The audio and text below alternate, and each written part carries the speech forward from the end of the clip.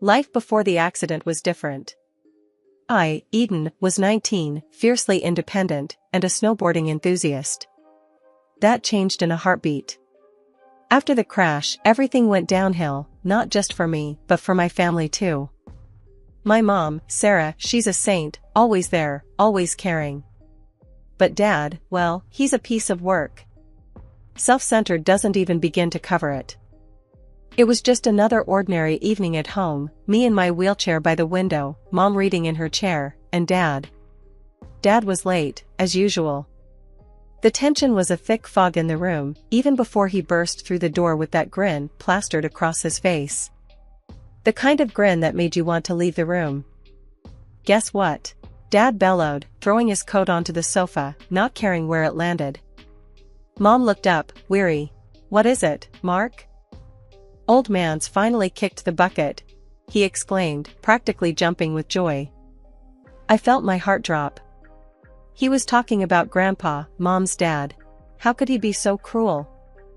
Mom's face drained of color. Mark, how can you say that? He was my father. Oh, come off it, Sarah.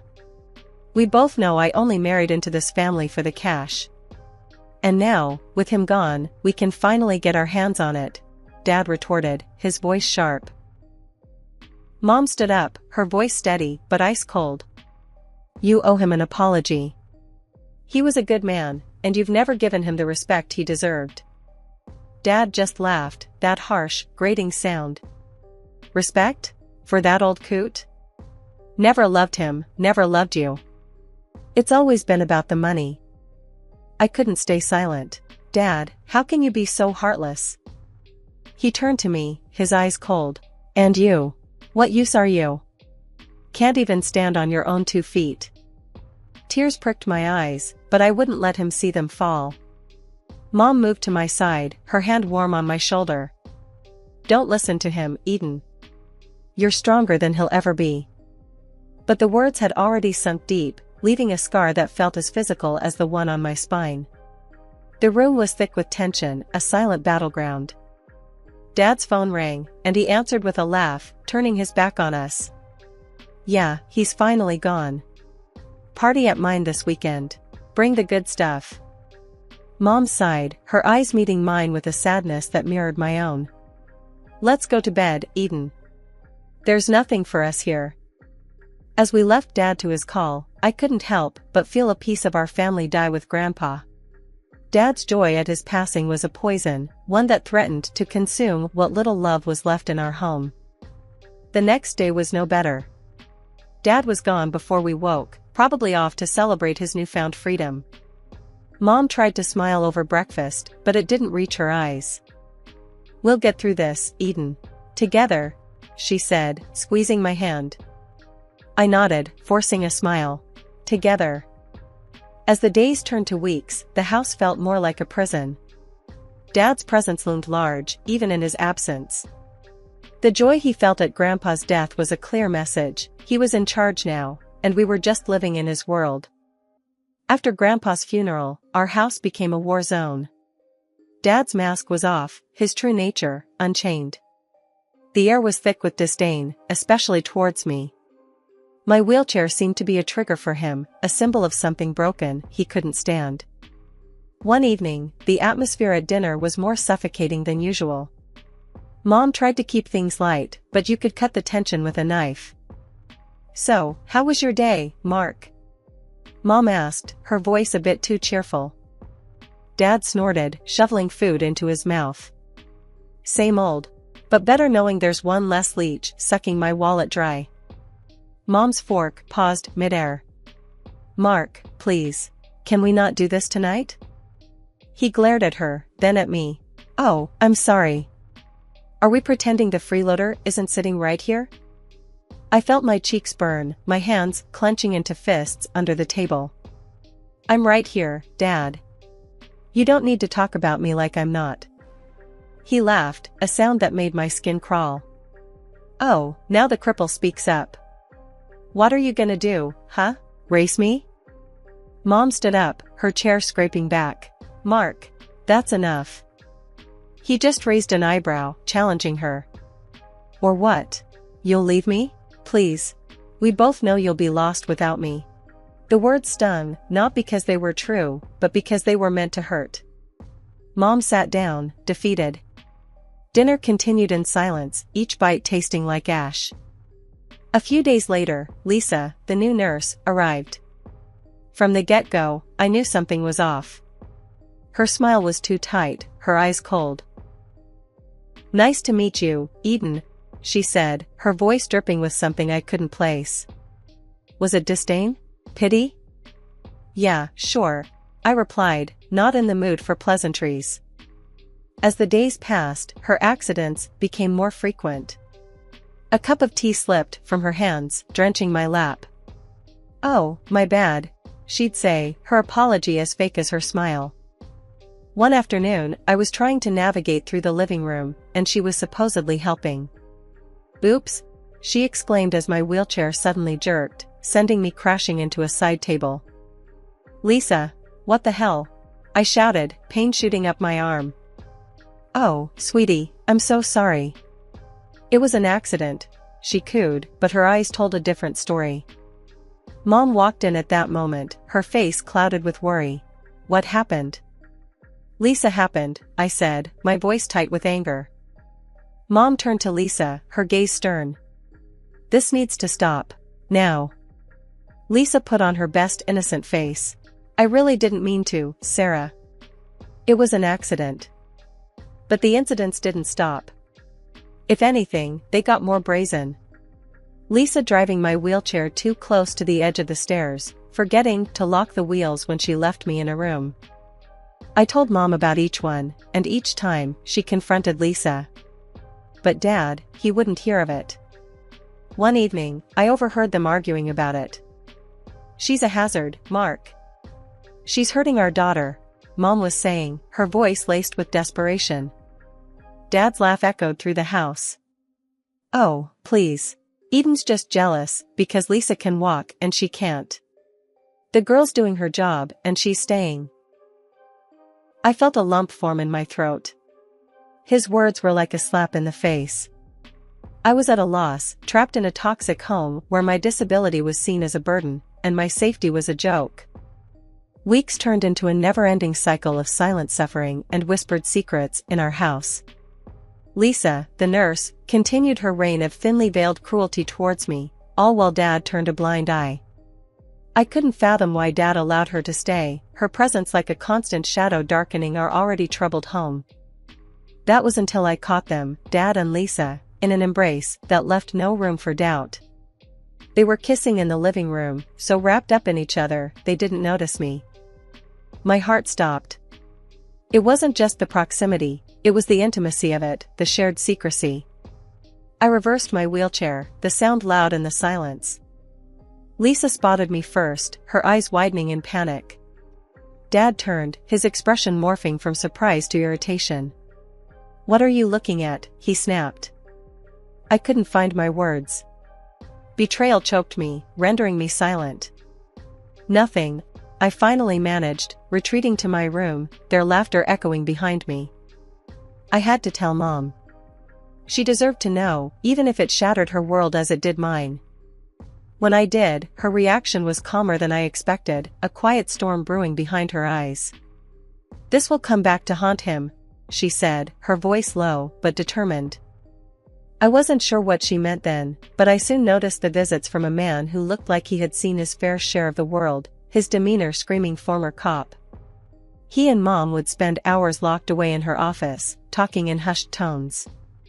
I clung to the hope that these meetings spelled a change, a way out of the misery Dad and Lisa had plunged us into. But before anything could materialize, tragedy struck like lightning. Mom was in an accident, the kind that leaves a void that can never be filled. The news hit me like a physical blow, my world crumbling around me. What devastated me even more was Dad's reaction, or the lack thereof. At Mom's funeral, he was almost jubilant, whispering and laughing with Lisa as if they were at a party, instead of mourning the loss of a wife and mother. I couldn't hold back my anger when I saw them together, their glee a stark contrast to the sorrow engulfing me. "How can you be like this? At Mom's funeral?"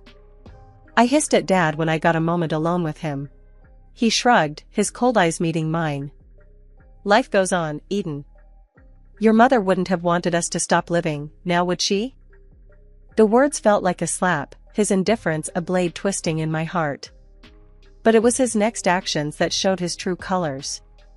Clutching Lisa close, he announced to anyone within earshot that they were planning to marry, that it was what my mother would have wanted. I stood there, a mix of grief and disbelief washing over me. The man who was supposed to be my protector, my guide, was nothing more than a heartless stranger, celebrating his newfound freedom at the expense of my mom's memory. The house felt colder after Mom's funeral, like all warmth had left with her. Dad and Lisa, they didn't even pretend to mourn. It was business as usual for them, maybe even a bit cheerier, if you can believe it. A week had passed, and the air was thick with unsaid things. Dad called a family meeting, which was a joke, really. Just me, him, Lisa, and Uncle John and Aunt Marie, who had come down to help with everything. We were all sitting in the living room, the tension palpable. Uncle John looked like he was gearing up for a fight. Aunt Marie's hand on his knee was the only thing keeping him in check. Dad cleared his throat, a smug look on his face. I've got news, he started, glancing at Lisa with a smirk. Lisa and I, we're getting married. Aunt Marie gasped, Uncle John's face turned red. You can't be serious, Mark. After everything that's happened? Dad's smirk widened. Oh, I'm dead serious. And there's more. Eden. He turned his gaze to me, that cold, heartless look making my blood freeze. You're going to a state institution for the disabled. We can't take care of you anymore. My heart stopped. What? You can't just decide that for me. I'm not going. He laughed, a sound that made my skin crawl. And who's gonna stop me? You? Don't be stupid. You're a beggar and an invalid. No one needs you. Uncle John stood up, his face a mask of fury. That's enough, Mark. She's staying with us. We'll take care of her. Dad looked genuinely surprised for a moment before regaining his composure. Fine. Take her. It's not like she's any use to me anyway. I was in shock, the words, the betrayal, it hurt more than I could express. Aunt Marie came to my side, wrapping an arm around me. Don't listen to him, sweetheart. You're coming with us, she whispered, her voice soothing. Dad and Lisa exchanged a look, their plan clearly unraveling. But instead of arguing, Dad just shrugged. Suit yourself. But don't come crawling back when you realize what a burden she is. Uncle John was about to lunge at Dad, but Aunt Marie held him back. Not worth it, she muttered, her eyes on me. We left shortly after, the silence in the car only broken by Aunt Marie's occasional attempts to lighten the mood. Uncle John drove like a man possessed, his anger palpable. Once we arrived at their place, Uncle John turned to me, his expression softening. Eden, your family. And family sticks together, no matter what. That man, he couldn't even bring himself to call Dad, is no family of ours. Aunt Marie nodded, taking my hand. We'll figure this out, honey. You're safe with us now. That night, lying in a strange bed in Uncle John and Aunt Marie's guest room, I couldn't help but replay Dad's words in my mind. A burden. Unwanted. But then I'd remember Uncle John and Aunt Marie's kindness, and a sliver of hope pierced the darkness. Maybe, just maybe, things could get better from here. Adjusting to life at Uncle John and Aunt Marie's felt like breathing fresh air after being underwater for too long. In their home, my wheelchair wasn't a barrier, it was just part of me. They never made it feel like a big deal, and for that, I was endlessly thankful. A week had barely passed when my world took another sharp turn. Dad showed up out of nowhere, looking a mess. His eyes were desperate, his clothes disheveled. He blurted out news that felt like a punch to the gut. Mom's will had left everything to me. The house, the money, it was all mine now. Turns out, Mom had a detective on her tail, before she passed, the same guy I'd seen sneaking around. He had dug up dirt on Dad and Lisa, enough to block Dad from getting his hands on any inheritance. Dad tried to play on my sympathies, saying things like, "You don't need all that money. What's a girl in a wheelchair gonna do with it? Just give it to me." Uncle John lost it at that. "Get out of my house," he roared, standing up so fast his chair nearly toppled over. "You've got some nerve, showing up here and spewing that garbage." Dad was shown the door, literally. Uncle John made sure of it, his anger a clear warning against coming back. The decision to move back into my childhood home was bittersweet. Uncle John and Aunt Marie insisted on coming with me, making sure everything was still in place for my return. The house had been modified years ago to accommodate my wheelchair, so navigating the familiar spaces brought a surge of memories. Rolling through each room, I couldn't help but feel the presence of my mom. This was where we had laughed, cried, and shared our lives. Now, with the house officially mine, I felt her absence more keenly than ever. Uncle John broke my reverie. "What do you think, kiddo? Ready to make this place your own again?" I nodded, feeling a mix of sadness and determination. "Yeah, I am.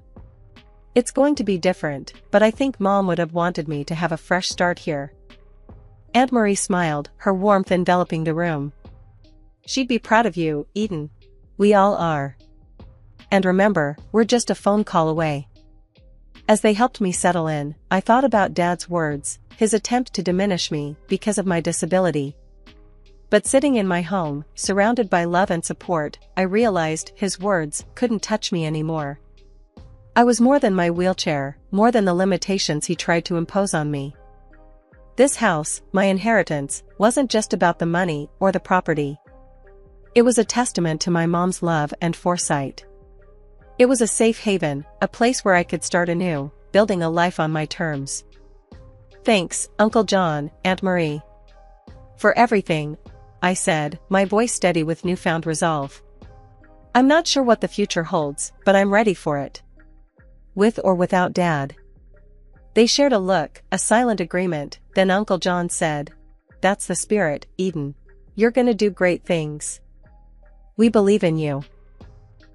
The house felt different that evening, not just a structure of brick and mortar, but a home filled with possibilities and dreams waiting to be realized.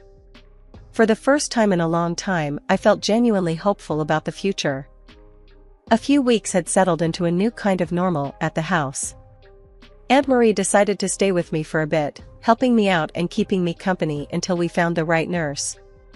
It was nice, having her around. Made the big, old house feel warm again. One lazy afternoon, we were in the kitchen, Marie flipping through a cookbook, when we heard a car pull up. We glanced at each other, both of us tensing up. When we saw it was Dad and that nurse of his, Lisa, my heart sank a bit. But I was determined to face them, to show I wasn't the same person they'd left behind. Dad knocked, his face all desperate when I opened the door. Lisa stood behind him, her arms crossed, looking everywhere but at me. "Can we talk?" Dad's voice was softer than I remembered, but I could still hear the selfishness underneath. I nodded, out of some old respect or maybe just curiosity. "All right, talk." He started rambling about how hard things had been since they left, how he'd racked up debts, thinking he'd get a piece of Mom's inheritance. Lisa just rolled her eyes, like she'd heard this sob story too many times. "And now, well, we've got nowhere decent to stay. I was thinking, maybe we could come back here." He trailed off, looking hopeful. I couldn't believe what I was hearing. After everything, he thought he could just waltz back in? I felt Aunt Marie's hand on my shoulder, a silent sign of support. "No," I said, stronger than I thought I could. "You made your bed, now lie in it." Dad's face fell, and for a moment, I almost felt sorry for him. Almost. As they turned to leave, Dad and Lisa started arguing right there in my driveway. It was like watching a trashy TV show live. "I want those jewels back, the ones I gave you," Dad shouted, his voice cracking with desperation. Lisa laughed, harsh and loud. "As if, why would I give anything to a broke old man? You promised me a life of luxury, not debts." Aunt Marie and I watched from the doorway, not even trying to hide our interest. It was a mess, but it was also a kind of closure. Seeing them like that, at each other's throats over the very things that had torn our family apart, I felt a weight lift off me. I turned to Aunt Marie, who had a small smile on her face. "Let's go back inside," I said. "I've had enough drama to last a lifetime." She nodded, and we closed the door on that chapter of our lives for good. That night, Aunt Marie and I sat in the living room, a sense of peace between us. The house felt different now, like it was really mine. Our laughter echoed through the rooms, filling the space with new memories. "I'm proud of you, kiddo," Aunt Marie said, her voice warm.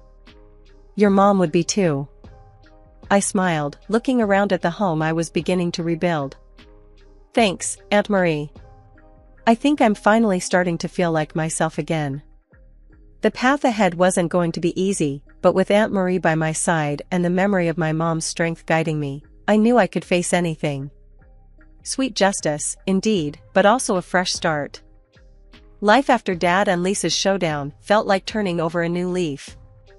Aunt Marie stayed with me, her presence a constant comfort as we navigated my new reality together.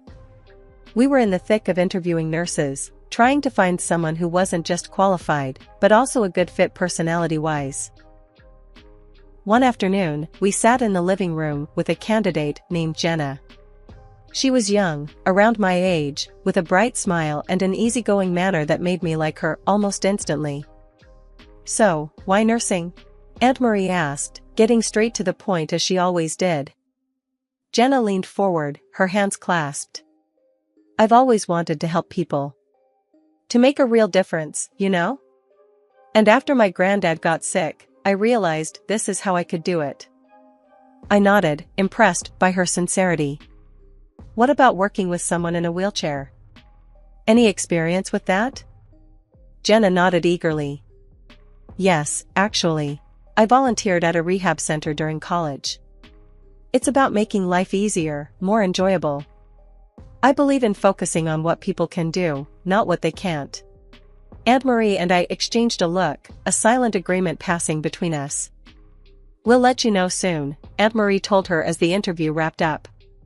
But I had a good feeling about Jenna. After Jenna left, Aunt Marie turned to me, a smile playing on her lips. "Well, what do you think?" I smiled back, feeling more hopeful than I had in a long time. "I like her. She seems right." The decision to hire Jenna was a turning point. She wasn't just a nurse, she became a friend. Someone who laughed with me, not at me. Who saw beyond the wheelchair. One day, Jenna and I were in the garden, enjoying the afternoon sun. I was telling her about my plans for the place, how I wanted to make it more accessible, to maybe even start a small garden of my own. Jenna was all in. "That sounds amazing, Eden. Count me in. I might not have a green thumb, but I'm a quick learner." Aunt Marie watched us from the kitchen window, a satisfied smile on her face. Later, she joined us outside, bringing out a pitcher of lemonade. "To new beginnings," she toasted, raising her glass. Jenna and I echoed the sentiment, our glasses clinking in the golden afternoon light. Months have rolled by since I took back control of my life. I've even started taking online courses to continue my education, not letting my wheelchair define what I can or cannot do. I decided to give a chunk of the inheritance from my mom and grandpa to a foundation that helps folks in wheelchairs get back on their feet, so to speak. It feels good, you know? Making a difference, giving back in a way that feels personal to me. As for Dad, last I heard, he's scraping by, working jobs he once would have turned his nose up at. The high life he once lived, all that charm and polish, it's gone. People barely recognize him now. And it's not like I get a kick out of hearing about his downfall. It's more like it's confirmed something I've come to believe: karma's real. It catches up to everyone eventually, serving up exactly what they deserve. Living with this mindset, I found a kind of peace. I'm focusing on my studies, my recovery, and working on making my home, and maybe even the world, a bit better for people like me. Jenna and I, we talk a lot about the future, about plans and dreams. It's funny, not too long ago, I couldn't picture a future worth looking forward to. We're doing good, aren't we, Jenna? I asked her one evening as we sat in my newly accessible garden, a project we tackled together. Better than good, Eden. You're smashing it, she replied with that cheeky grin of hers. It's moments like these that remind me how far I've come. From feeling trapped in a life I didn't want, to building one that feels right. My journey's had its share of ups and downs, but here I am, moving forward, wheelchair and all.